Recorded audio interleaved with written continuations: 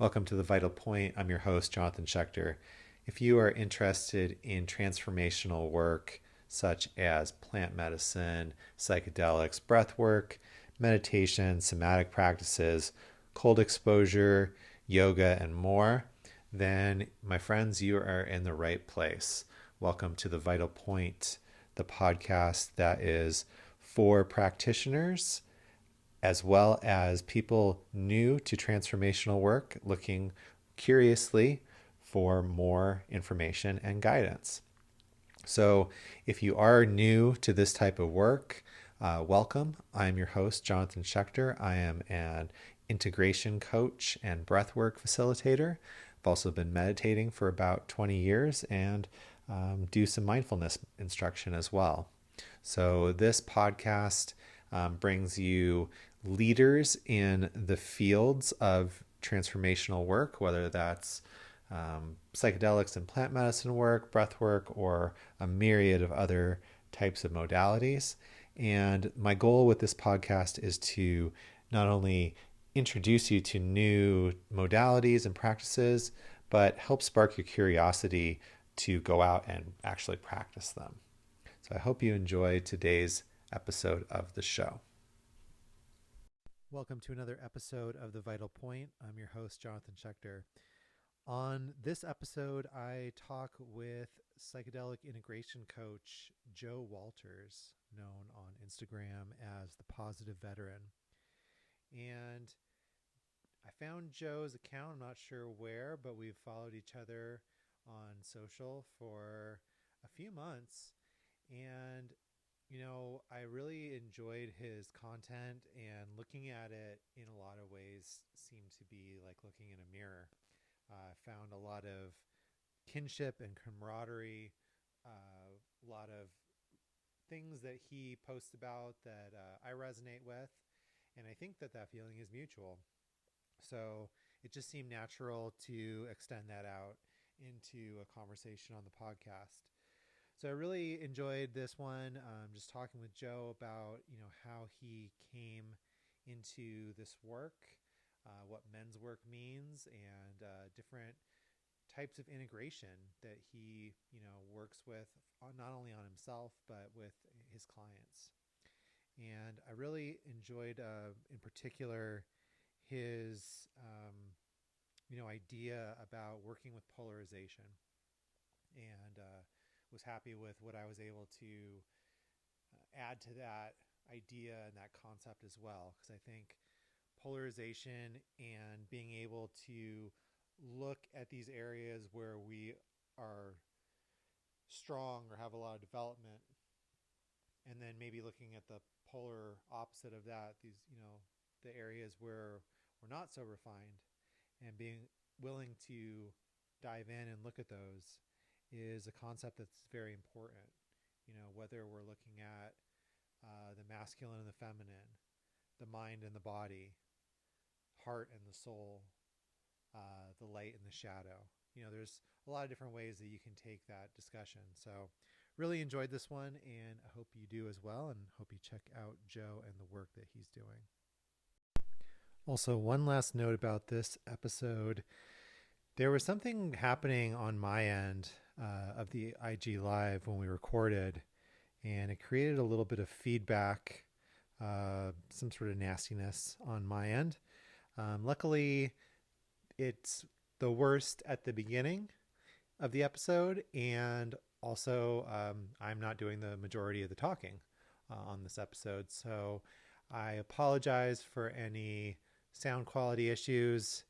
It is a risk that you run when you record in a live environment, but c'est la vie, the show goes on, and I don't think that it takes away anything from Joe's sharing and his vulnerability and his message. So thanks for your patience and your understanding. Hope you enjoy the episode. Welcome to the Vital Point podcast. This is about all things transformational. Actually, before we get going, can you hear like some sort of feedback? I do not have any on my end. Okay.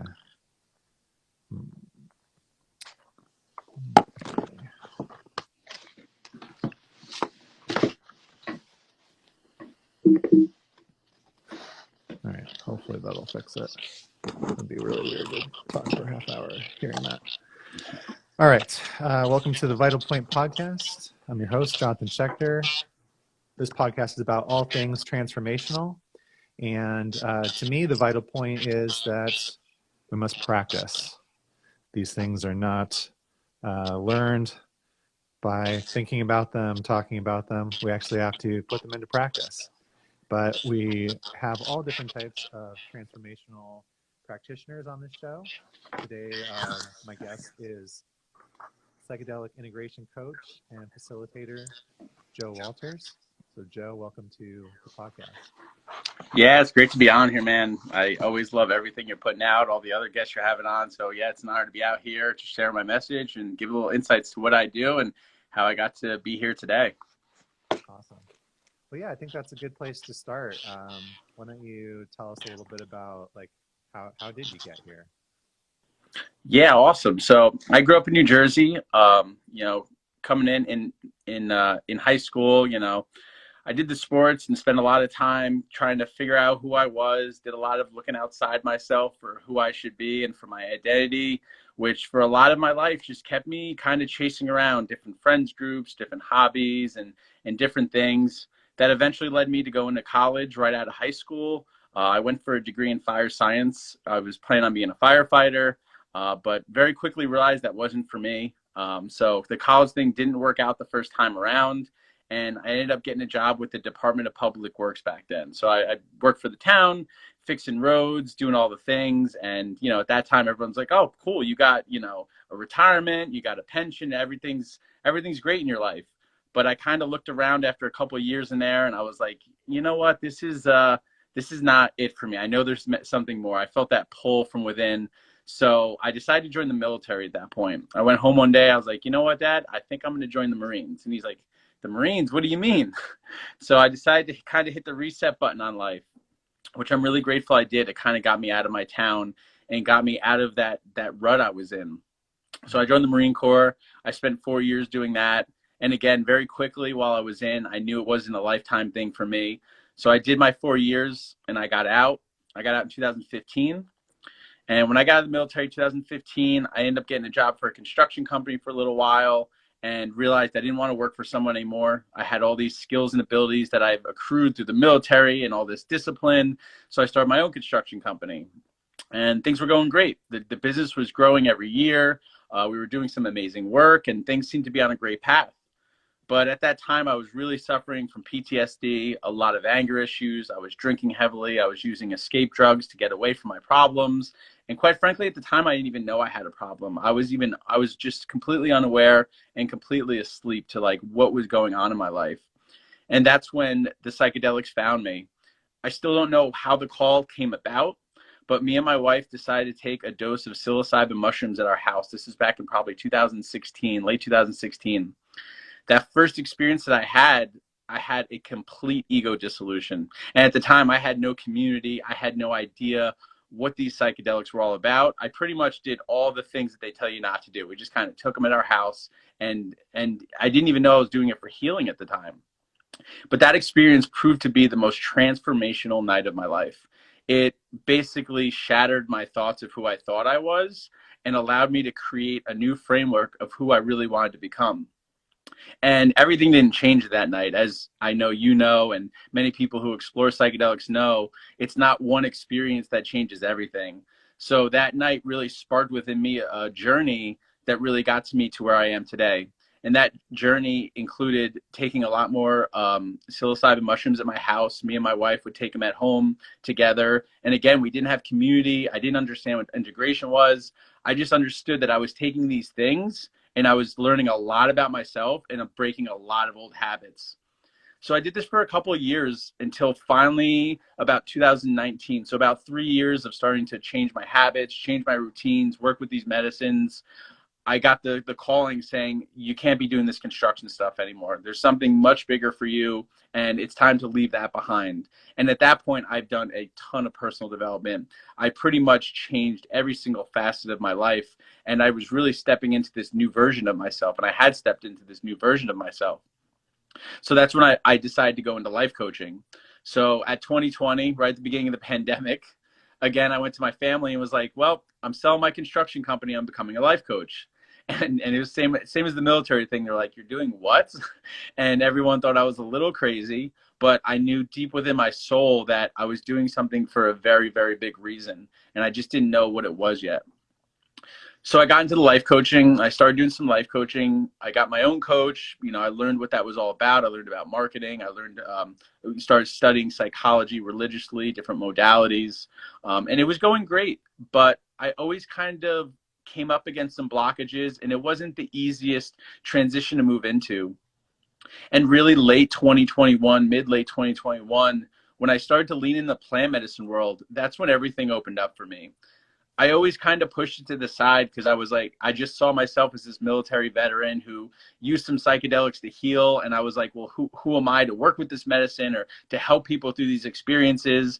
But it finally clicked to me that I changed my whole world by using these medicines and through the integration work that I learned on my own through the years. So I really started to step into that role of helping others through this. And as I really stepped into that role, the universe began to open up just so many avenues for me of people. Now I do facilitation work for different medicine carriers. I do integration coaching, and I'm finally in a place where I feel just so aligned and in such a space where I'm helping people do the things that I did over the years and helping through the struggles that I struggled with for so many years. So that was my path, a little bit of an unconventional path to get to where I am today, but it's all through the deep work that I did myself. I came through the experience that built me into who I was meant to become, to do this work. Yeah, thank you for sharing that. I can definitely relate a lot to your story.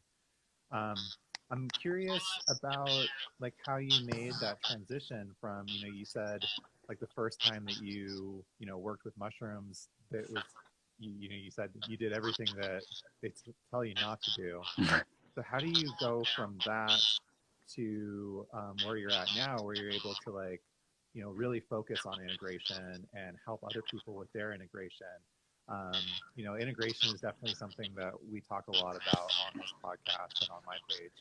So like, I'm curious to hear more about that journey and like, what are the things that you were able to do, or like, what are the resources that you found? Yeah, just hearing more about that part of your story. Yeah, absolutely. So like I said, that first experience started to help me to fundamentally shift the way I was showing up in the world. And a big part of that was the people around me. I began to realize that, you become the sum equal of, who you surround yourself with and the things you put in your mind. So whereas before I was, spending my weekends drinking, not really consuming material that was helping me grow, that just shifted everything. And when I start to get into something, I dive in head first. So I began to go to the Tony Robbins virtual events. I began to read all these spirituality books because up until then, I didn't really have a spiritual belief. I was never fully connected to something, but then I had this out of body experience that completely showed me that there's something much bigger going on, and it connected me to that higher self, if you will. So I just became obsessed with learning. I became obsessed with personal development. And that's what really helped me to more understand what this integration work was about, that these medicines were giving me a lesson each time. And how was I implementing these lessons? And I was implementing these lessons through daily routines was an enormous one. When I started to really take my daily routine seriously and start to feel into what was working for me, that shifted a lot in my life.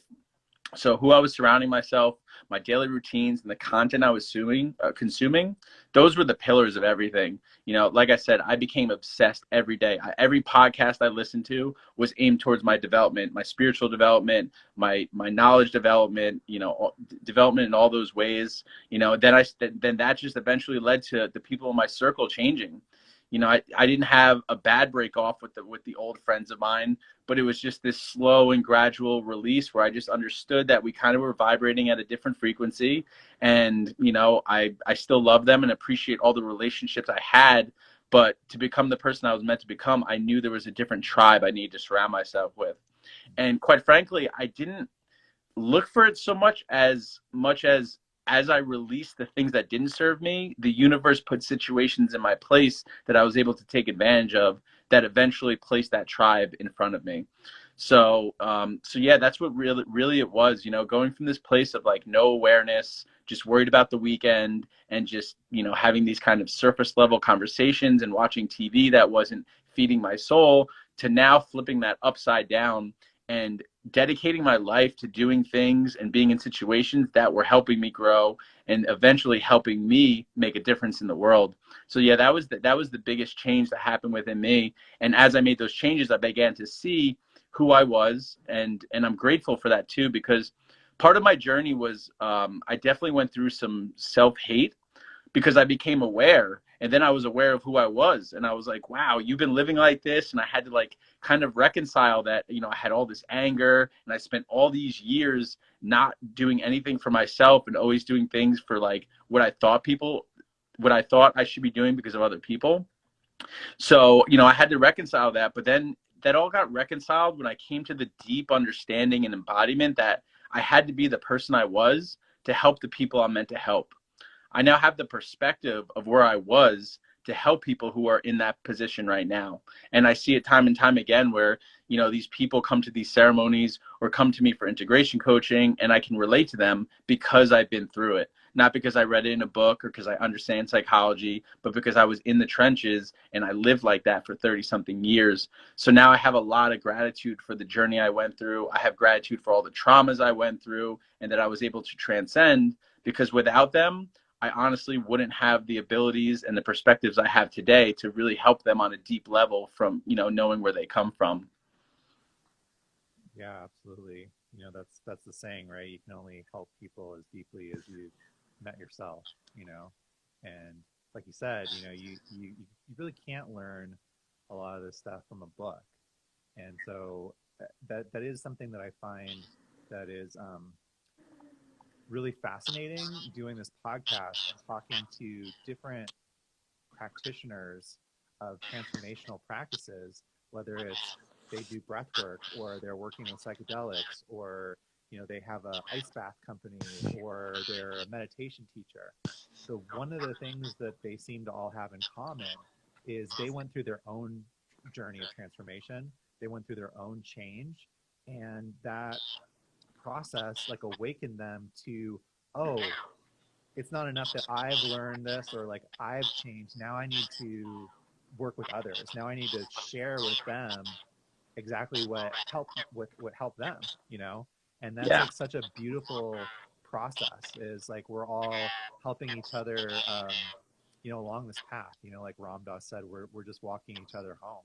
Yeah. And I think that that's just such a beautiful process. And it's also like a testament to the transformation that you've gone through, that it's not enough like, cool, I'm just going to chill and do the same things. It's a catalyst to like you stepping into your true purpose. So I definitely appreciate that.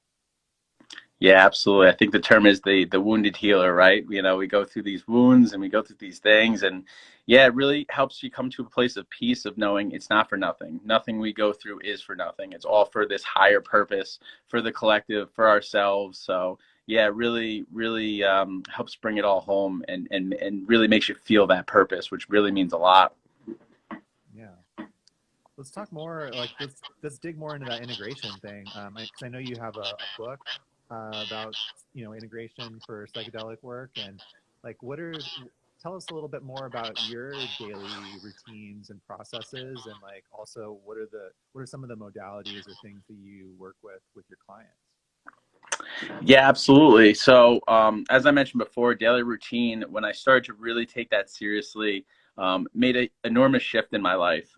And I'm definitely a proponent that, we all know what's best for us. And it took me a little while to figure it out. In the beginning, I think I learned a big lesson as far as like the masculine, feminine, right? So I had a military background, my father being a police officer. I've always been a very logical, left brain thinker kind of person. So when it came to getting into all this, and I started my morning routine, I was like, okay, I need to get up at 5, and from 5 to 5:20, I need to do breath work. From 5:20 to 5:30, I need to meditate.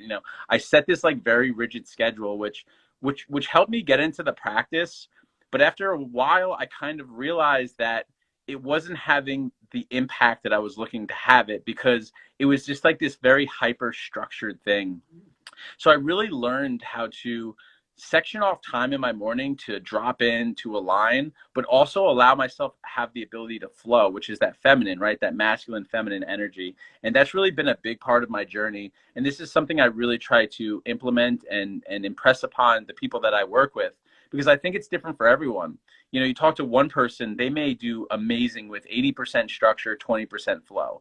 And you talk to another person, they may not thrive in that. They may need 20% uh, um, structure and 80% flow.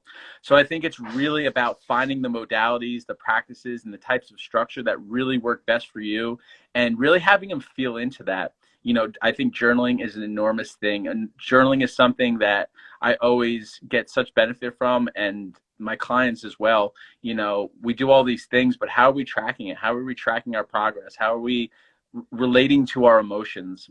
So journaling is definitely at the keystone of it. Meditation, of course, is something that's really pivotal, especially for people that are working with plant medicines. I see it time and time again. You know, when I do facilitation, you can immediately see the people that have strong practices and that don't have strong practices.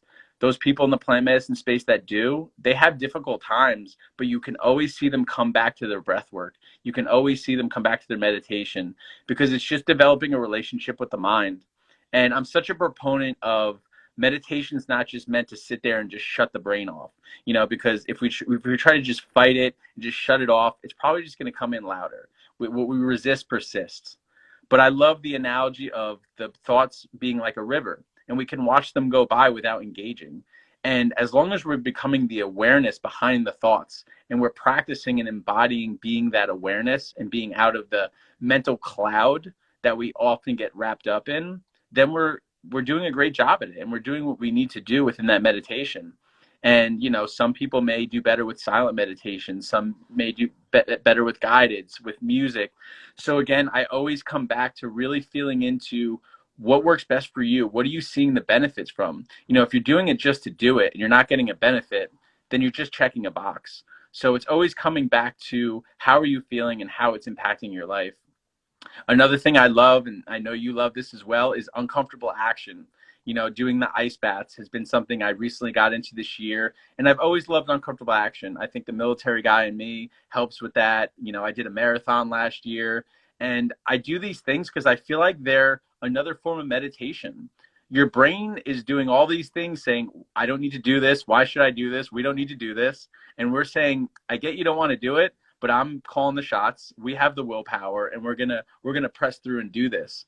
And I think the more that we take that uncomfortable action when we don't need to, we're more easily able to navigate the difficult situations that arise in our life that aren't our choice. You know, it's strengthening the brain.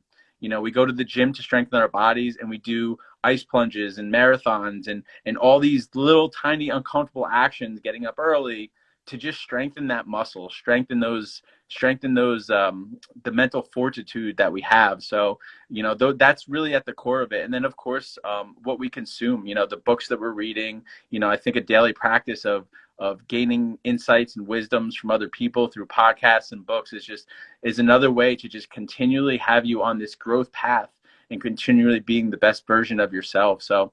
So yeah, as far as the morning routine, you know, I think it's very open. You know, I really leave it to them to find the modalities and practices. But of course, you know, I have the ones that I suggested that worked in my journey. But I definitely have the openness to understand that it's different for everyone. It looks different for everyone, and we really just focus on the outcome, and how who you're becoming is the most important aspect of it. I love that polarity between the masculine and feminine that you're talking about. I find that there's so many of those polarities that can be really like harnessed. Another one that I tend to see in my own work and my work with clients is um, people that benefit from top-down therapies versus people that benefit from bottom-up therapies. Like for me, I'm coming up on like 20 years of practicing meditation, and so like I was used to being in my head. I was used to like the brain and the mind like calling the shots, being able to watch those thoughts go by. So for whatever reason, like I didn't develop more somatic practices until I really needed them. Hmm. And so learning somatic practices, like balancing that part out, has really helped me. And I also found other people where they're really connected with their body, but they've never sat down and tried to, like, watch their breath, let go of, become aware and let go of what's happening in the mind. And so, like, those people, like, it's so wonderful that they're connected in their body in this profound way. But it's like, hey, let's help you balance it out with, like, some mindfulness practice and some meditation. So again, like, those polarities, the masculine and feminine energy, the body and the mind. There's all these different polarities that we can use to help people in their journey, and I love that about what you're saying. Um, Another thing, obviously, I mean, I love the ice baths, and I love that you appreciate it. I think, it's like we've never met, and this is our first time actually talking, like, besides for some texts. But like, I feel like you're a brother, like you're like a brother from another mother. There's so much that we have in common, and yeah, that uncomfortableness is something that's so important to me about the ice baths as well. Like, yes, there's all these other health benefits and there's all these other things that are happening. I don't focus on those at all. It's Yeah. just all about, like, hey, just notice what happens when you decide to do this thing that's, like, really, really uncomfortable, you know?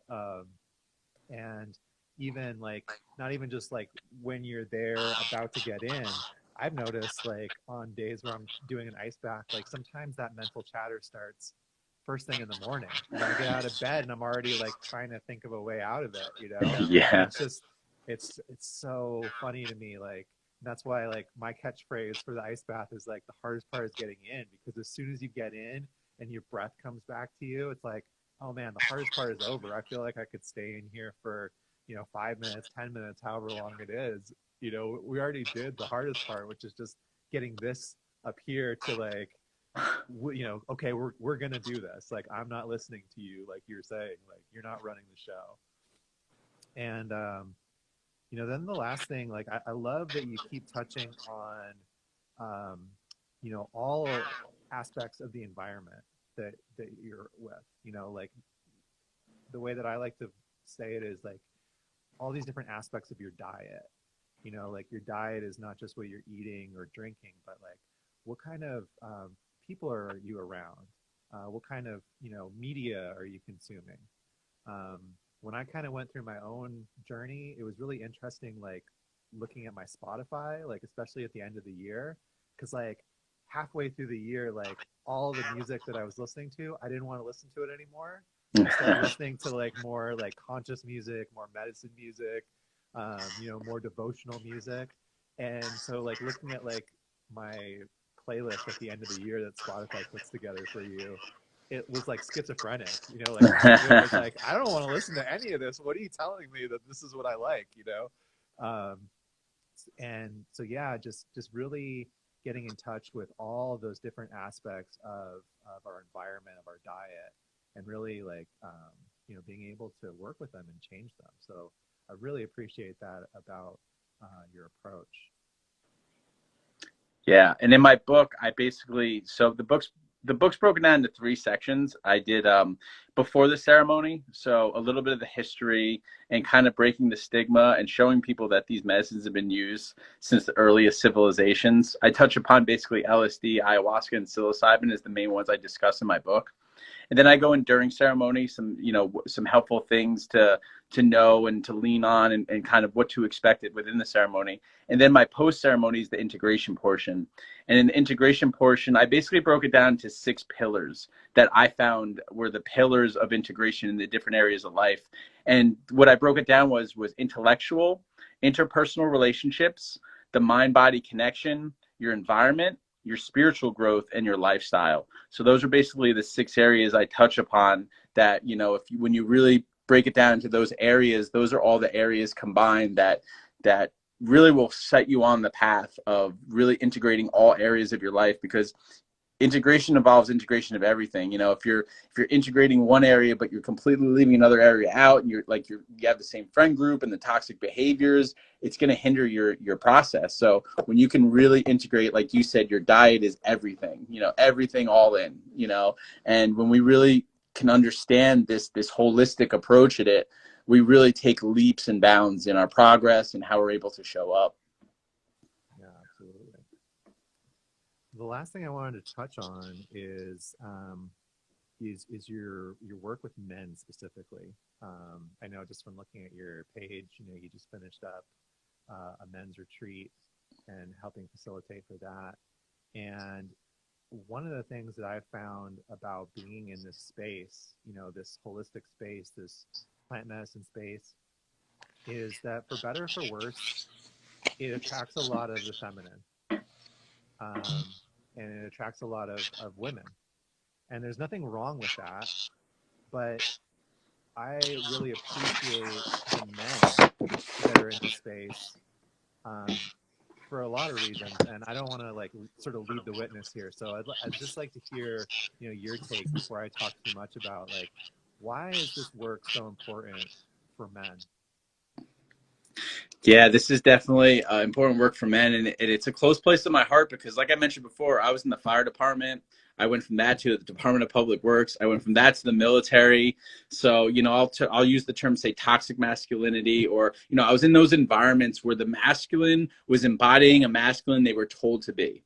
Right, the masculine that doesn't talk about emotions, the masculine that uses negative talk, that doesn't build each other up. I lived in that for a lot of years, and, you know, now as I stepped into this space and I'm starting to see the transformations in the men, I'm starting to see the absolute importance of this and take the plant medicine out of it. When we do men's retreats where we just bring men together and just allow them to be vulnerable and talk about things that they wouldn't talk about with anyone, and we really get to crack that shell that we build around the heart and open that up, I mean, the transformation is unbelievable.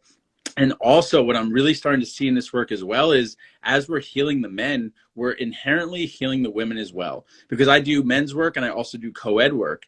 And, you know, I'm able to embody, you know, what I would call, say, the divine masculine. Like, I've really healed those parts of me, so I'm able to show up in a different capacity for women, and the women feel that energy. They see me show up like that, and they've said, like, you have helped me heal in just this weekend, because I didn't understand that men can show up like that. Because a lot of women have had interactions with men that have been very, very skewed. And then they build this whole framework of what a man is around that. So I just think it's so important for men to be able to open up into this vulnerability and to reach these deeper depths of themselves, because ultimately it's healing the feminine, it's healing that masculine, and it's developing just deeper and deeper bonds. I mean, just this past weekend, we had 17 men come together, and within the first day, they said that they've never felt that they've ever been in a space in their life where they've been so connected or so open, just in one day of meeting and having conversations. So the men are thirsty for it, even if they don't know it. They're looking to connect. They're looking to be understood and felt. And there's so much generational trauma that has been passed down, and that most people don't even know that they're just living these loops of their parents, which they did the best they could, but they just learned from their parents. And we're really at a pivotal point right now. We're breaking these generational traumas and these generational bonds, and doing it together is a much easier path. I know a lot of men get stuck in the I don't need anyone, the lone wolf syndrome. I know I got caught in that for so many years. So I've really, you know, the more I'm digging into this men work, I'm really falling in love with it, because, you know, my gift is I get to see this happen in front of me within the span of weekends. And then we build these communities and these tribes, and it's really having a ripple effect on humanity. So, you know, I think the co-ed work is great, but I think just the men's work in general, you know, is just so pivotal right now, because there's been a long-standing design of what men should be and what it looks like, but we can rewrite that, and we are rewriting that, and that's creating such a more powerful force and an ability to really create the new way of being that's much different than what we've known before. I love that you touched on like how showing up in an embodied way really can not only affect the men around you, but the women. And there's so much interpersonal trauma, you know, especially like you said, there are women that have never experienced an embodied man that's like really embodying the divine masculine. They have their guards up. You know, we as men have our own guards, right? Like just being in that toxic masculinity kind of environment. But that's something that I've experienced as well, like with my partner and, you know, with other women in the medicine space, just people in general. Just, you know, there's something about,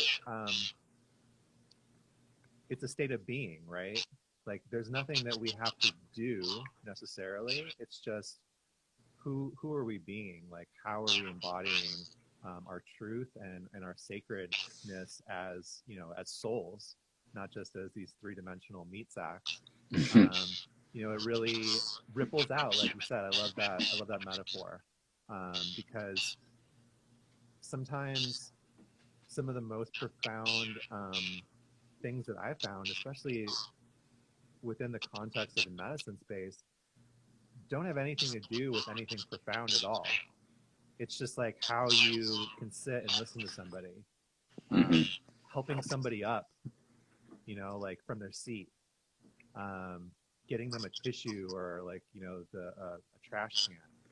You know, some of the like the very little things, like I've been really surprised by that. I have a good friend that we met in ceremony, and he's, whenever we get together, he still tells me, you know, like we were sitting outside and and we were moving across the backyard, and there was this place he couldn't see because it was dark. And there were all these rocks, and I kind of grabbed his arm and I was like, "Hey, let's go around this way." And he still talks about that, like, man, like had this profound effect on me. And I'm like, bro, I was just helping you out, you know, like that's not even like, it wasn't like a conscious thing. I wasn't like sitting there like, how can I help this person? They're just being a human being, you know. And so I love that you really touched on how who we are ripples out, and that it's not necessarily something that we're doing. All we have to do is embody and be. So I love that, and I appreciate the work that you're doing. Yeah, thank you. It's definitely my pleasure and honor. It's definitely every time I step into the space, it just deeper affirms that this is my purpose and like what I'm meant to be doing. And it's an honor to have found that and be able to facilitate that and to help bring trust back into the masculine, because there's so many people that even last weekend they're like, you know, like I'm wary of every man I meet, and I'm wondering what he's trying to get from me. And at the end of the day, like you said, it's just about embodying and understanding doesn't have to be that ulterior motive. We don't have to be in that fight or flight. We can just be in that acceptance and understand that we can help each other rise up. So yeah, it's my honor to sit in this space and continue to grow this. Yeah, and I hope that you can continue to share that, you know, especially with your, like you said, your experience being in these very like hyper masculine, you know, jobs and environments. Um, I, I don't have any of that, you know, like I just know growing up around dudes and guys and like being in those, I know how toxic those environments can be. So I can only imagine, you know, in those specific sort of male environments, you know, military roles and firefighting, like you're saying, like, you know, I'd love to hear more of that, you know, from you. And I think there's a lot of wisdom and experience that people can relate to, you know, in that story. So I hope you continue to share that. Absolutely, I sure will. A lot of power in the sharing, and I enjoy doing so. And that's why I just started my podcast up, because yeah, I'm excited to continue to connect with other people, you know, doing the same kind of stuff and continue to get out there, because there's healing and people understanding they're not alone. And I think that's a big part of it too. A lot of people think they're alone, when really, when you get all these men in these groups time and time again, the threads that connect through each person, there's a thread that connects each and every person. How much they think their story is unique, which everyone's story is unique, but there's commonalities in the patterns throughout every single person. So, you know, however our platform is, however we share, there's so much power in it, and it gives them permission to have that vulnerability and to step into their next power as well. I love it. Well, Joe, thank you so much for being on the podcast. I think this is a good place to kind of break. Hopefully we could do it again. I'd love to keep talking with you and continue to deepen that connection. So where can people learn about you if they're interested in working with you or finding out more? Yeah, absolutely. So I'm the Positive Veteran. So on Instagram, Facebook, it could be at the Positive Veteran. And then positiveveterancoaching.com is my website where you could order my book through there. It has all the different services I offer, a little bit more about my backstory, my bio. So those, and then my Calendly links if you want to schedule a call, find out about ceremonies and all the things that we do there. So those are the main avenues that you could catch me on. And yeah, I look forward to connecting. And again, thanks for having me on. I look forward to having you on my podcast, and we'll definitely do this again. I'm always enjoying your content, all the things you're sharing, and I really appreciate how you show up. Oh, thanks, brother. I appreciate that too. Oh, before we break, you have a mycology course, right? That you just launched. Maybe you Yes, talk about yeah. that a little bit. Yeah, Mindful Mycology 101. So when I had my awakening and all that, I very quickly wanted to get into mycology. So, I did that, and I spent years, learning the ins and outs of it. And eventually, I started to help a lot of people, and I got a lot of interest of people saying, like, I want to get into it, but it's difficult and it's hard. So, and there's a lot of information out there. While it's not hard, there could be a lot to it. There's a lot of information. So my goal was to create this streamlined process of like an easy to follow way to do it. So I recorded some videos. I have all the resources in there of just how to get it started on a home grow, because there's information about doing like commercial grows and all that. But I just wanted to make an easy course for people to get that home grow set up, whether it's psychedelic, non-psychedelic. It's just a basic overview course that can help you get started today at in the comfort of your own home in the easiest way possible. So Mindful Mycology 101. Also on my website, there's a page right there that'll have all the different information. There's a done with you where I can kind of coach you through it. There's an option where I can buy all the materials and have it sent to you. So you get the course, you get the materials, and you're just ready to go. So there's a couple different options in there. So Mindful Mycology 101, that's on the website as well. And yeah, always happy to share that information because it's a really fun hobby. And to be able to cultivate the things that are helping your healing is a really, really powerful thing. Yeah, definitely. I appreciate that you're doing that. I mean, there's something that's really special about growing your own medicine and working with it, and the energetic connection that comes out of that. So Yes. like I really appreciate that we're getting more into that. So looking forward to hearing more about that as well. Well, cool, Joe. I really appreciate you being on the podcast today. Thanks for everybody that tuned in live. And if you're listening to the replay on Instagram or Apple, Spotify, Google, or Anchor, please just go ahead and subscribe to the podcast. Leave us a review. Definitely helps with the algorithm. Just helps get the podcast out to more people. And as always, keep practicing. That's what all these practices, all this transformation is about, is going out and actually feeling energized and curious about learning and finding something new. And so go ahead and do some practice today for yourself. So until next time, I'm Jonathan Schecter. Thanks a lot, Joe. Appreciate your time. Awesome. Thank you. Talk soon. Yeah. Peace. Thanks for checking out another episode of the podcast. I hope that you not only enjoyed it, but that you feel inspired to go and do some practice of your own. Whether that is something that is a part of your regular routine, like meditation or breath work, or trying something new, like taking an ice bath or starting a new mindset practice. Maybe you feel curious to something that you've been called to try, working with a new teacher, a new facilitator, or maybe even working with psychedelics or plant medicine in whatever way is safe and legal for you where you live.